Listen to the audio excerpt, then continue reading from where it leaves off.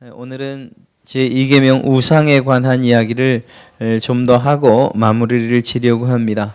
우리가 지난주를 한번 생각해 볼 필요가 있어요. 우상이 과연 무엇이냐라고 할 때에 일단 사람이 만든다는 것이었습니다. 만드는 거예요. 뭐 깎던지 부어서 만들든지 아니면 뭐 두들겨서 만들든지 사람이 만드는 것이라는 것이죠.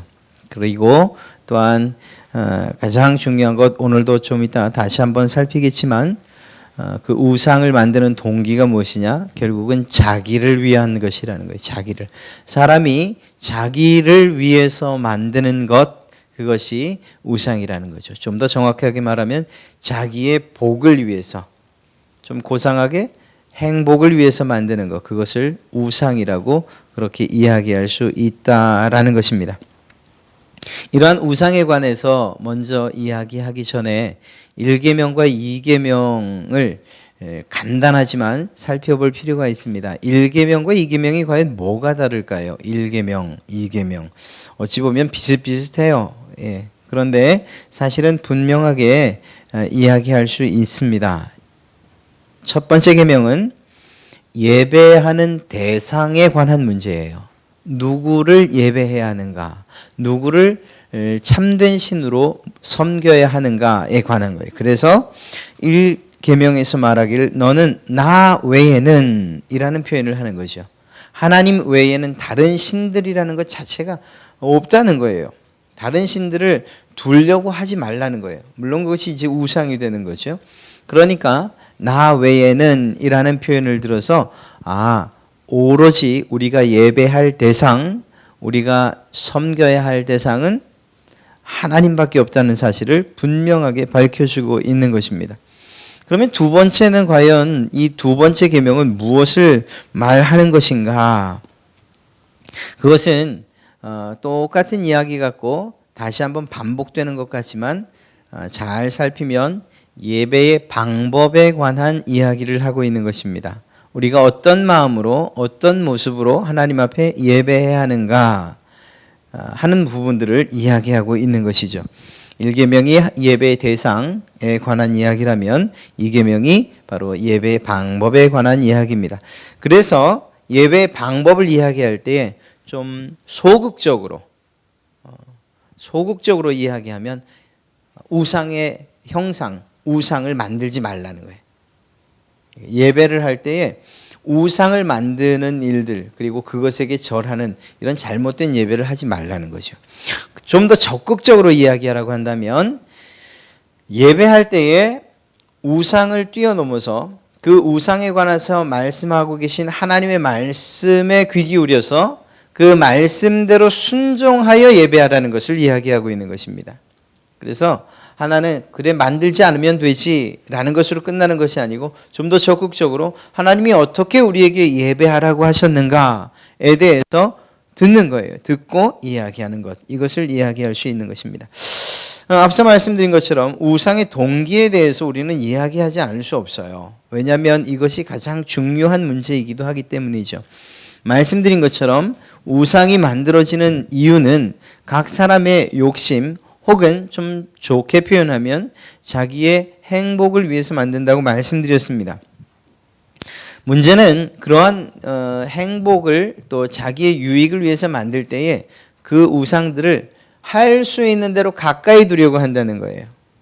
그래서 먼 곳, 산골짜기에 만들어 놓기도 하지만 할 수 있으면 돈으로 살 수 있다면 그 신의 모양을 사서 집에다가 마련해 놓기를 바라죠. 그러다 보니까 집에 뭐 이런 것들 저런 것들, 그리고 멀리 못 갈 때는 그냥 그것 앞에서 절을 하고 빌기도 하고 하는 이런 일들이 있는 거예요. 네, 가까이 두려고 한다는 거예요. 이것은 요즘 시대에 관한 문제만은 아니에요. 특별히 이때 고대 근동의 바알, 제가 예전에 사진을 한번 보여드린 적이 있는데요. 저도 학교 다닐 때 봤던 거예요.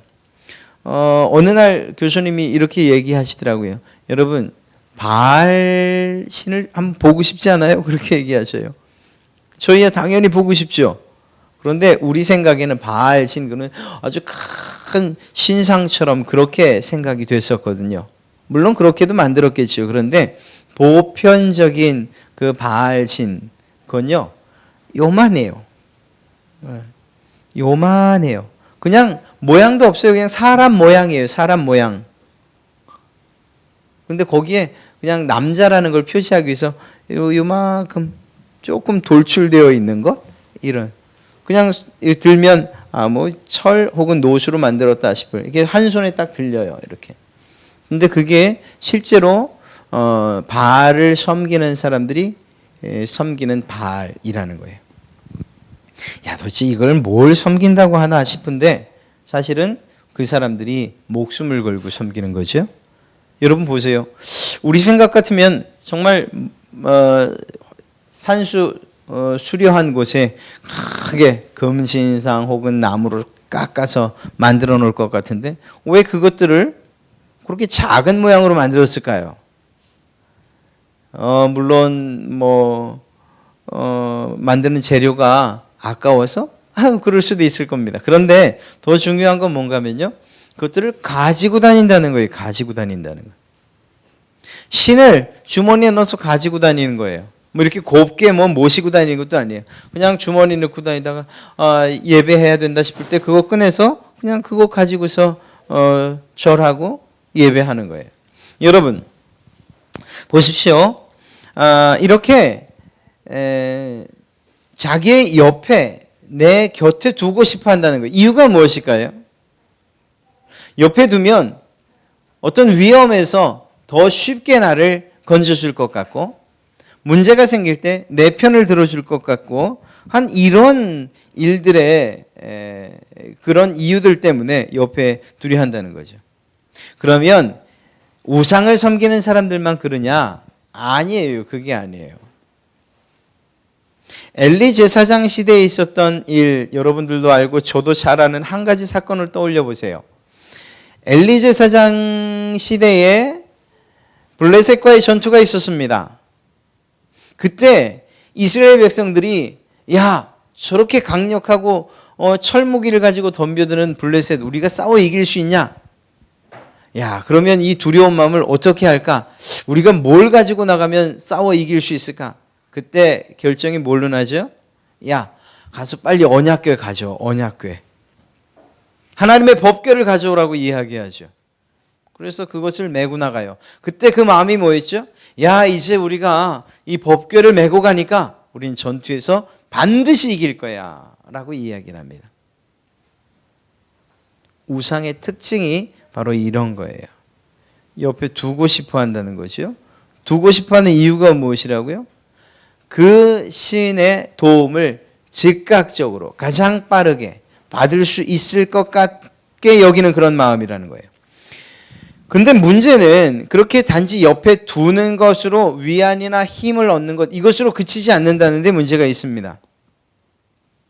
참 사람의 욕심 혹은 이 죄성이 너무 강력한 이유가 무엇인가 하면 그렇게 내가 섬길 수 있는 눈으로 볼 수 있는 만들어서 지닐 수 있는 그래서 어떤 형상의 모습을 가지고 있는 우상을 갖고 싶다. 이것에서 지나서 그걸 좀 가지고 다닐 수 없을까? 이렇게 하던 생각을 또 뛰어넘어서 어떻게 하느냐? 야, 이걸 내 마음대로 어떻게 좀 조정할 수 없을까? 이렇게까지 생각되는 거예요. 그래서 내가 필요할 때 언제든지 예전에 스리랑카에서 왔던 고현미 목사님이 했던 이야기 기억하시죠? 거기에는 집집마다 부처상도 있고 힌두상도 있고 그러니까 소 우상도 있고 또 천주교의 마리아상도 있고 기독교를 의미하는 십자가도 있고 그날 기분에 따라서 오늘은 이 날 도와줄 것 같아 그럼 나머지 다 치우고 하나 가지고 그거 기도한다고요. 또 어느 날은 오늘은 이 느낌이 예수님이 좀 도와줄 것 같아 그러면 세 가지 미로 십자가 가지고선 또 거기 절한다고요. 기도한다고. 여러분 보세요. 이렇게 사람들의 죄성은 두는 것으로 그치지 않고 그것들로부터 그 우상들 그리고 그 신들을 조종할 수 있는 단계까지 가고 싶어 한다는 거예요. 내 마음에 맞게 움직이는 거죠. 여러분 가만 보십시오. 우리나라의 토속 종교나 혹은 접신행위 또 외국의 이 우상을 섬기는 사람들 보세요. 귀신을 어떻게 하죠? 부리기를 원해요. 옛날에 그런 얘기 듣지 않으셨어요? 동자 귀신을 어떻게 만든다고요? 예, 땅을 파고 항아리를 묻어 그리고 거기서 훔쳐온 아이를 거기다 가둬요. 그리고 음식을 주는데 점점 줄여나가는 거예요. 그래서 굶겨 죽이는 거예요, 아이를. 그러면 그 귀신이 옆에 바짝 붙는 거죠. 그래서 다 이야기해 주는 거예요. 자, 어떤 방법으로든 신을 부리려고 하는 단계까지 가게 된다는 거예요. 정말 놀랍지 않습니까? 다른 표현을 하면 내가 어떤 종교 의식이나 행위를 통해서라도 신을 내 마음대로 움직일 수 있다고 한다면 그 일을 서슴지 않고 한다는 겁니다. 성경에 그런 일이 있어요. 엘리야와 싸웠던 850명의 바알과 아세라를 섬기던 그 제사장들, 이방신을 섬기던 제사장들이 무슨 짓을 했는가 한번 기억해 보세요. 엘리야가 처음에 이야기하죠. 야, 이제 너희 신들한테 먼저 한번 기도해 봐라. 너희 신들이 불을 내려서 제단에 쌓아놓은 그 제물들을 확 태우면 그럼 내가 졌다고 손 드마. 아침나절 기도하죠. 아침나절 기도해요. 그런데 불이 내려요? 안 내렸죠. 그러니까 빈정대. 야, 외출 나갔나 보다. 지금 자는 건 아니냐? 너희 신들이 조는 건 아니냐? 바알이 지금 바알 지금 정신없이 놀고 있나 보다. 좀 불러와라. 그랬더니 그때 무슨 일을 하죠?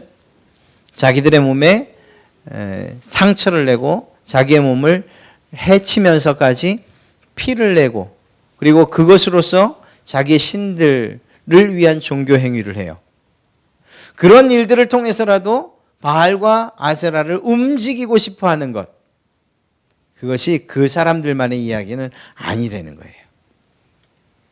만약에 우리가 마치 그 스리랑카 사람들처럼 혹은 바알과 아세라를 섬기던 그 사람들처럼 하나님을 그런 분으로 생각하고 있다면 그건 하나님을 제대로 이해하지도 또 참된 신으로 섬기는 것도 믿는 것도 아니라는 것입니다. 오히려 하나님의 법궤를 우상처럼 만들어버렸던 그 일들을 똑같이 하고 있는 거예요. 그래서 하나님을 이 세상 잡신들과 똑같이 취급하는 이러한 죄를 범하는 것이라는 겁니다. 그런 면에서 그 하나님을 어떤 분으로 무엇보다 어떻게 예배하는가, 어떤 방법으로 섬겨야 하는가 하는 이것은 매우 중요한 거예요. 바알 신들 앞에서 자기의 살에 상처를 내고 피를 보였던 사람들, 그 사람들이 또 했던 종교적인 행위가 뭐죠? 바알 신과 아세라 신은 반드시 성적인 행위와 결합되어 있는 신이라고 말씀드렸었죠? 예, 그게 그래요. 바알 신이 풍요로움을 상징하는 이유가 무엇이냐? 바알이 흥분하면, 그 신이 흥분하면 비를 내려준다는 거예요. 그래서 그 바알 남자 신을 흥분시키기 위해서 실제로 바알을 섬기던 신전 혹은 아세라를 섬기던 신전에는 남자 제사장들과 여자 제사장들이 있었다는 거예요. 그리고 남자들은 여자들을, 그리고 여자들은 남자들을 찾아가서 거기에서 성적인 행위를 하는 거예요. 그게 그들의 예배예요. 그러면 위에서 보던 바알이 그냥 신인데도 그걸 보고 흥분을 한다는 거죠. 그래서 그만 아세라 신과 함께 그런 관계를 가지고 그 덕에 비가 내린다는 거예요. 이게 그 사람들의 신관이에요. 여러분 보십시오. 사람들끼리의 어떤 성적인 행위가 종교적인 행위로 연결되어진다는 거예요. 그리고 그것이 결국은 자기들의 유익으로 돌아오게 된다는 거예요.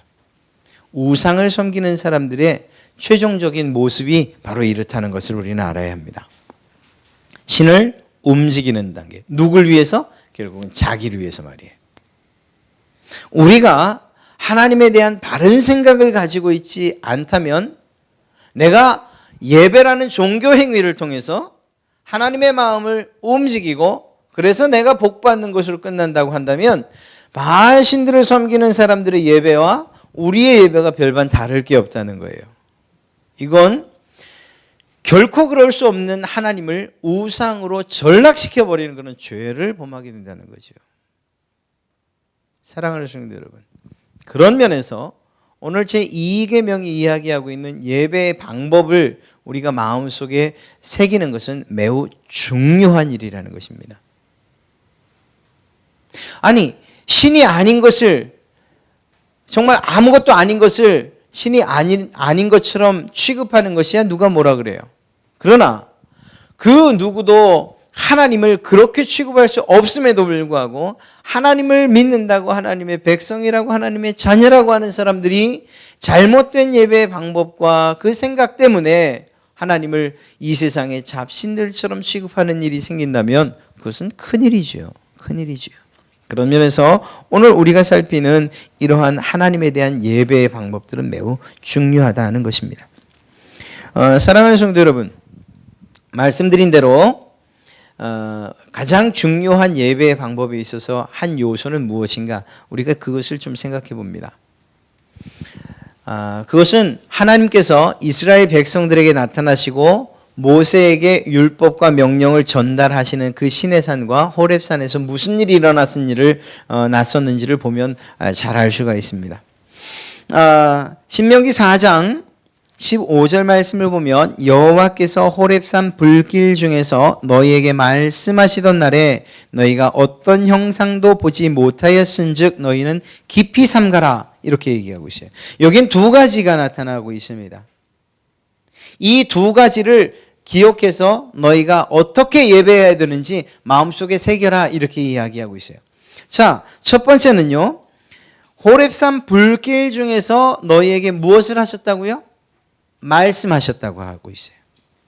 두 번째는 무엇인가 하면 너희가 어떤 형상도 보지 못했다 이렇게 이야기하고 있습니다.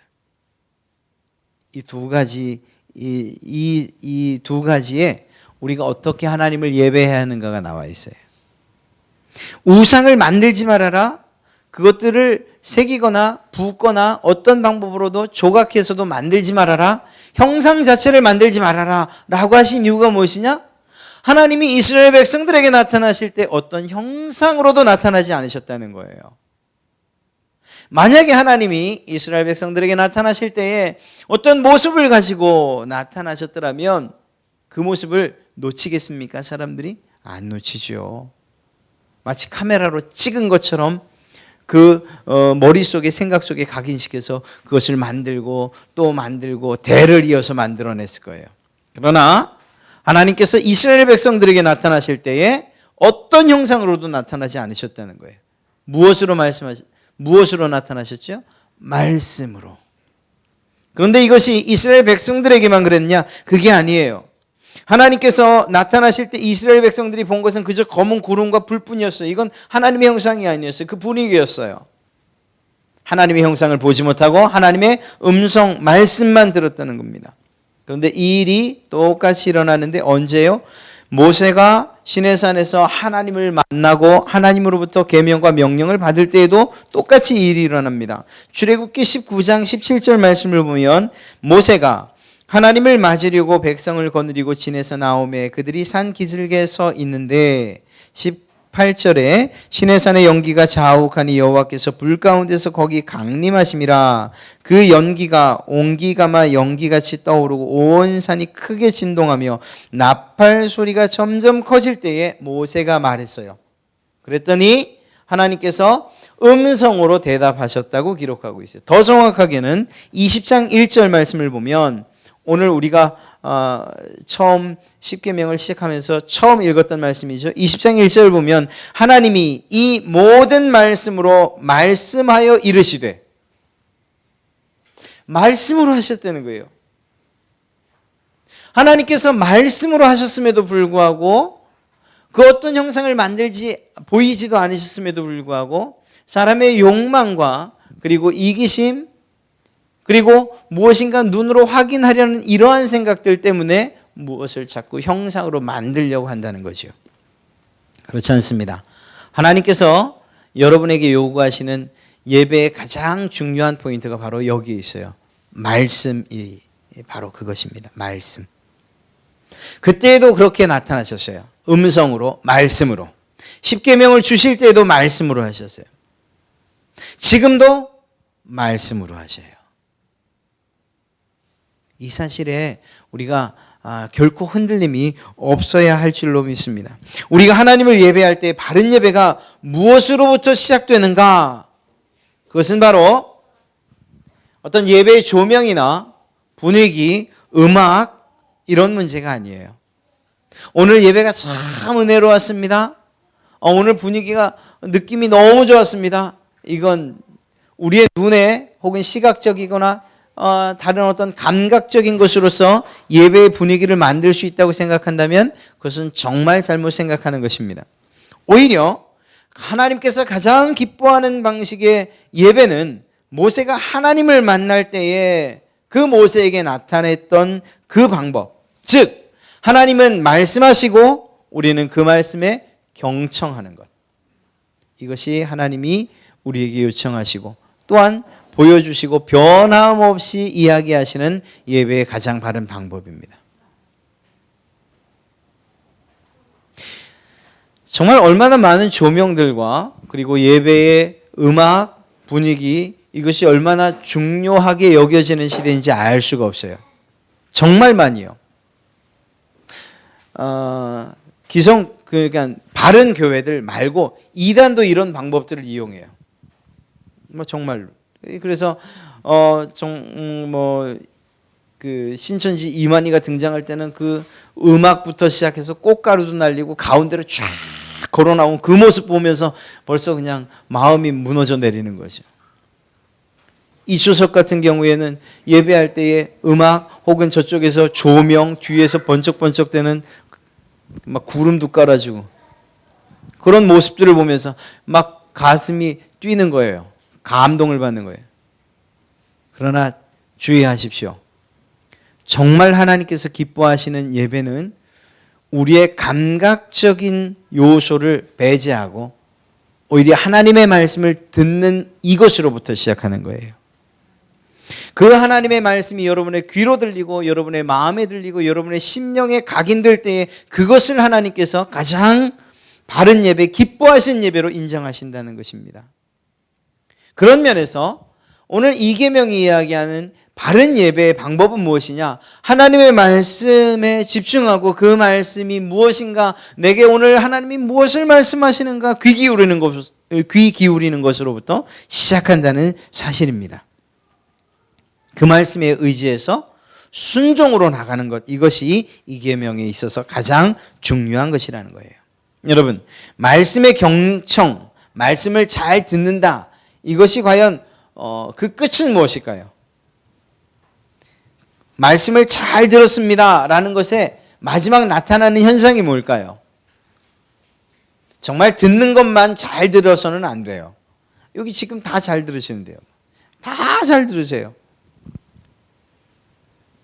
그렇죠? 다 잘 들어요. 그런데 그 말씀을 정말 잘 듣고 잘 경청했다는 것은 결국 무엇으로 나타납니까?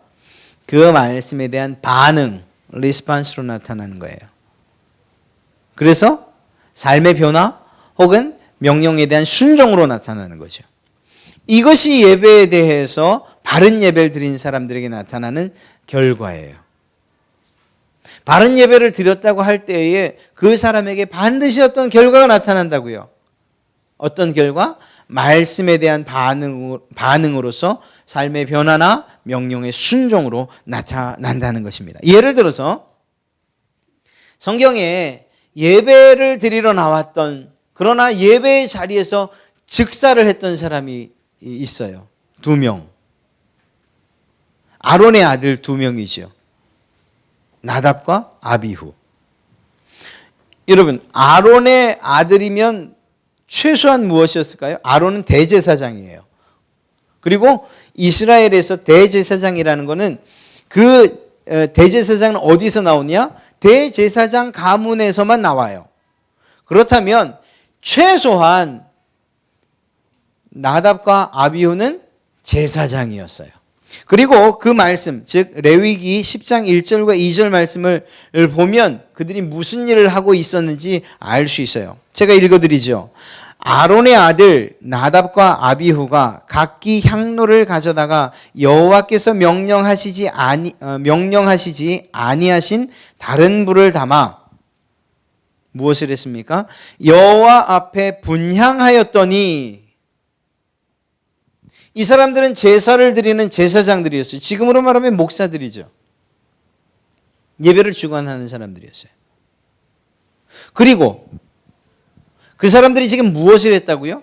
여호와 앞에 분향하였다. 지금 말로 말하면 예배한 거예요. 예배. 나답과 아비후가 하나님 앞에 예배했다고요. 예배의 행위를 드리고 있었어요. 그런데 그 자리에서 즉사를 했어요. 시간에 텀도 두지 않으셨어요. 다른 불을, 하나님께서 명령하시지 않은 다른 불을 가지고 예배할 때 즉각적으로 그들을 처벌하셨어요. 여러분, 그 결과가 매우 비참한 거예요. 그런 결과를 낳은 원인이 무엇입니까? 하나님의 말씀에 대해서 순종하지 않은 거예요. 하나님께서는 분명히 분향을 위한 불을 분명히 그 제사장들에게 이야기하셨어요. 그리고 다른 불로 예배하지 말라고 말씀하셨어요. 그리고 그 불을 꺼뜨리지도 말라고 얘기하셨어요. 하나님께서 예배의 방법, 예배에 대해서, 불에 대해서 이야기를 충분히 하셨다고요. 그런데 그 하신 말씀에 대해서 나답과 아비후가 어떻게 해요? 자기의 좋은 대로 반응한 거예요. 말씀에 반응한 게 아니고 자기의 생각대로 반응한 거예요. 이 예배의 방법이 잘못됐다는 것입니다. 그리고 하나님께서는 그 일에 대해서 즉각적으로 심판하신 것이죠. 사랑하는 성도 여러분, 말씀의 경청은 반드시 우리의 삶의 변화라는 반응 혹은 명령의 순종이라는 것으로 나타난다는 사실을 우리는 명심해야 합니다. 예배의 올바른 방법이 무엇이냐? 어떤 마음으로 예배해야 하느냐? 잊지 마십시오. 하나님의 말씀이 그 시작이 되어야 된다는 것. 무엇인가 형상을 보려고 하지 마십시오. 하나님께서 이스라엘 백성들에게, 그리고 지금 시대가 지나서 여러분에게 나타나실 때에도 어떤 형상이나 시각적이나 아니면 어떤 환상, 이런 것으로서 여러분들에게 은혜를 주시는 것이 아니에요. 하나님께서 여러분에게 은혜를 주시고 하나님께서 인정하시는 가장 바른 방법의 예배는 하나님의 말씀을 통해서 여러분에게 전달되어진다는 사실을 명심하시기를 간절히 축원합니다. 오늘 말씀 가운데 한 가지만 더 살펴보고 마칩시다. 하나님께서 이 명령을 하실 때에 하나님이 어떤 하나님이라고 소개하고 있어요.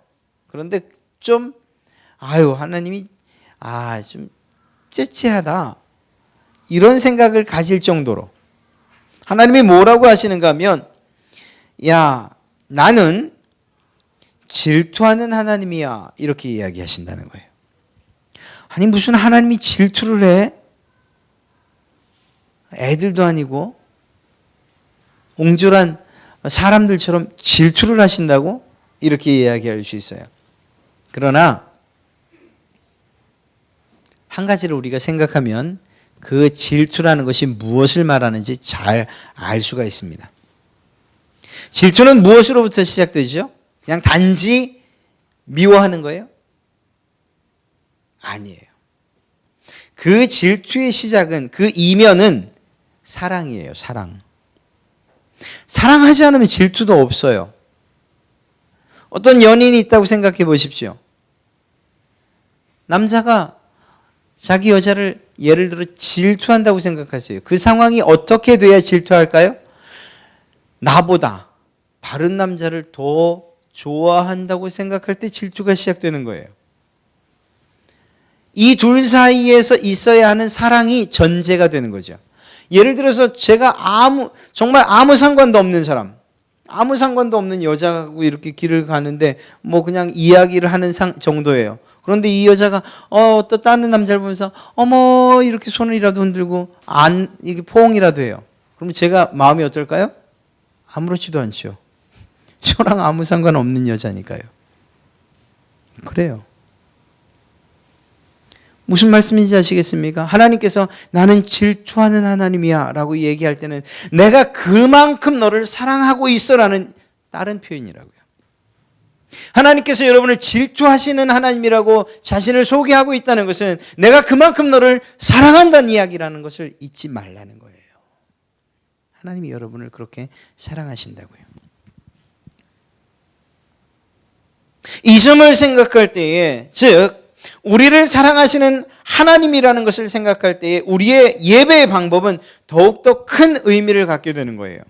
다르게 표현하면 하나님을 사랑하는 방법이 매우 중요하다는 것을 이야기하는 거죠.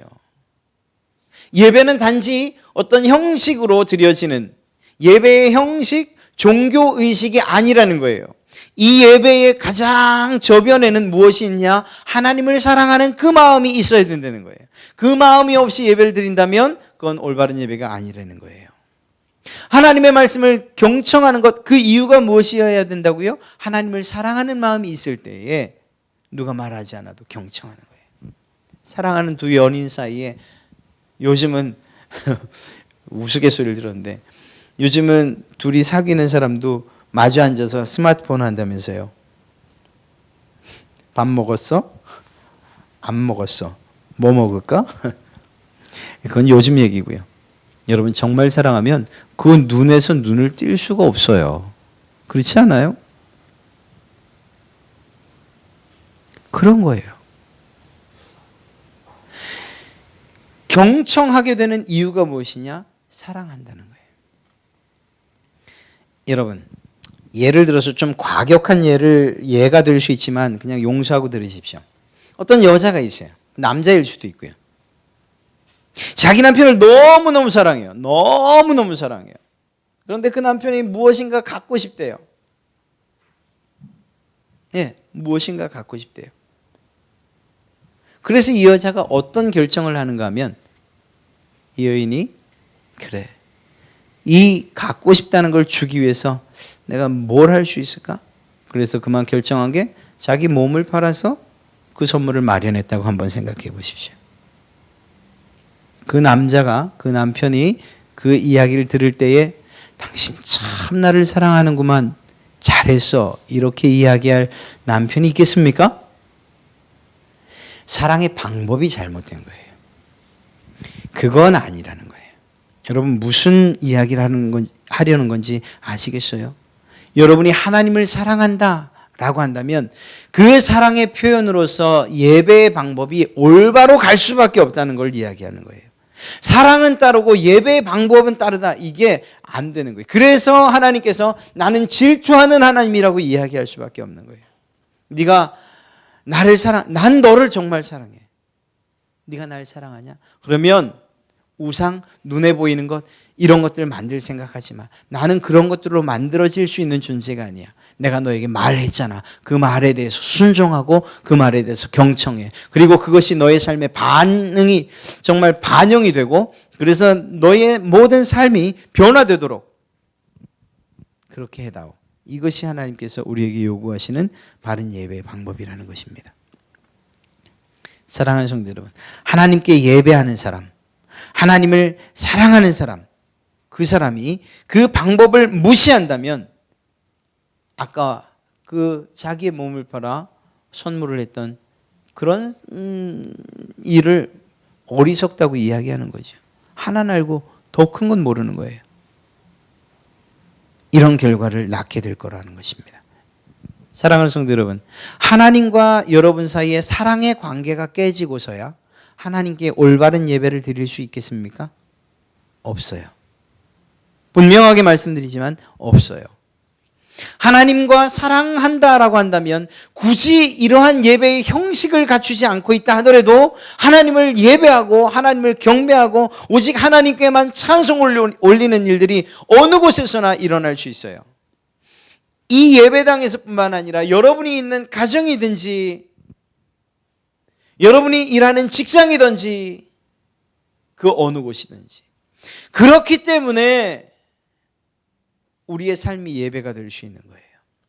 그렇기 때문에 하나님을 사랑하는 마음을 가지고 있기만 하다면 지하 토굴 가운데에서 비록 큰 소리로 찬송을 부르지 못해도 북녘 땅에 있는 그리스도인들도 예배할 수 있는 거예요. 소리내서 찬송하지 못하고 성경 말씀 없어서 쪽복음을 가지고서 쪽지에 썼던 것을 읽고 돌려 읽고 씹어서 먹으면서 성경의 정말 흔적을 남기지 않는 그런 모습이지만, 그러나 그렇게 예배할 수 있는 거예요. 무엇이 있어서? 하나님을 사랑하는 마음이 있어서요. 제2계명은 무엇을 말하는 것입니까? 하나님을 어떻게 사랑해야 하는가? 하나님을 사랑하는 사람이 어떻게 예배해야 하는가 하는 것에 대해서 이야기하고 있다는 것입니다. 사랑하는 성도 여러분, 이 계명들을 특별히 하나님과 관계된 1계명부터 4계명까지는 하나님을 얼마나 사랑하고 있느냐, 이런 질문과도 별반 틀리잖아요. 너 나 사랑하냐?